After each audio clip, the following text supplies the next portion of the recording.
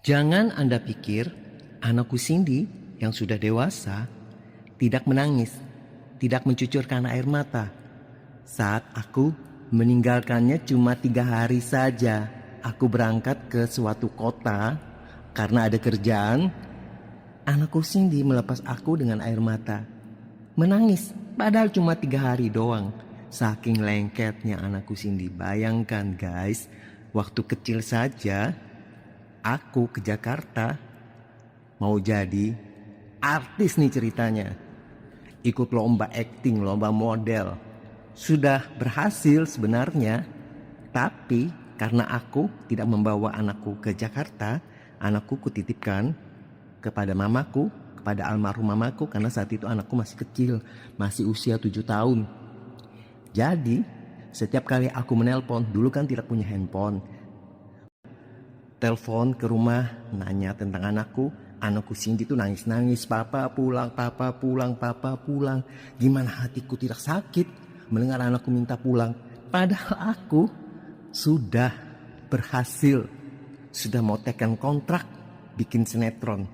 Waktu itu aku kebagian peran pembantu, tapi karena anakku nangis-nangis agar aku pulang, almarhum mamaku pernah berkata sama anakku Cindy, "Cindy, papa kamu ini sebenarnya sudah jadi artis.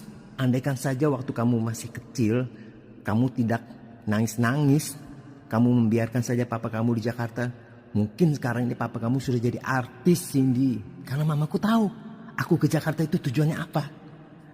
Pulangnya aku membawa piala, membawa piagam, membawa uang hasil dari ikut lomba acting, ikut casting juga di Jakarta. Aku berhasil, aku diterima.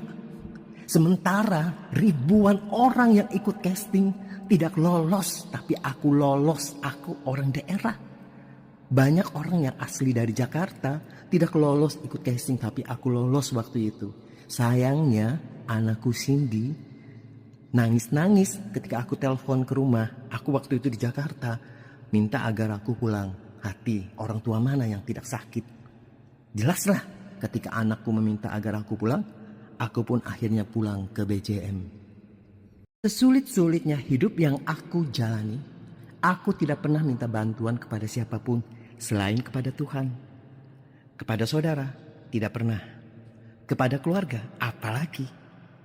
Anakku Cindy waktu umur 6 tahun sakit demam berdarah kritis hampir 1 bulan berada di rumah sakit Suaka Insan. 10 hari berada di ruangan ICU. Berapa biayanya? Padahal saat itu keuanganku menipis. Karena kerjaanku hanya jualan kue. Waktu itu kue aku tuh murah harganya. Cuma 1.000. Bayangkan guys, dari mana aku bisa membiayai rumah sakit? Dari mana? Uang dari mana? Tuhan yang tolong. Aku tidak mengemis sama siapapun, tidak meminta kepada siapapun, kepada saudara, kepada orang tua, kepada keluarga, kepada teman, tidak sama sekali. Suster kepala sekolah TK Santa Maria inilah mengajak serta orang tua murid ikut menjenguk Cindy anakku di rumah sakit. Aku tahu apa maksud tujuan dari suster kepala sekolah TK Santa Maria ini mengajak serta orang tua murid untuk menjenguk anakku Cindy yang terbaring sakit di rumah sakit Suaka Insan waktu anakku umur 6 tahun. Tujuannya adalah supaya orang tua murid ini memberi sesuatu kepadaku, orang tua Cindy. Ternyata dugaanku tidak salah, tepat. Jadi suster kepala sekolah Santa Maria ini mengajak serta orang tua murid menjenguk anakku. Mereka tidak dengan tangan kosong, tapi memberi aku sesuatu, yaitu uang.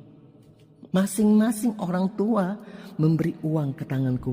Ini Pak, untuk menambahi biaya rumah sakit. Termasuk suster kepala TK Santa Maria juga memberi 500.000 waktu itu.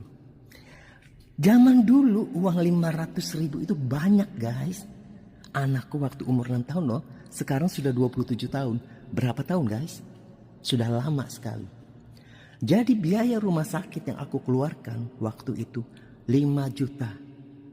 Semuanya bisa terbayar dengan lunas. Berkat pertolongan Tuhan tidak.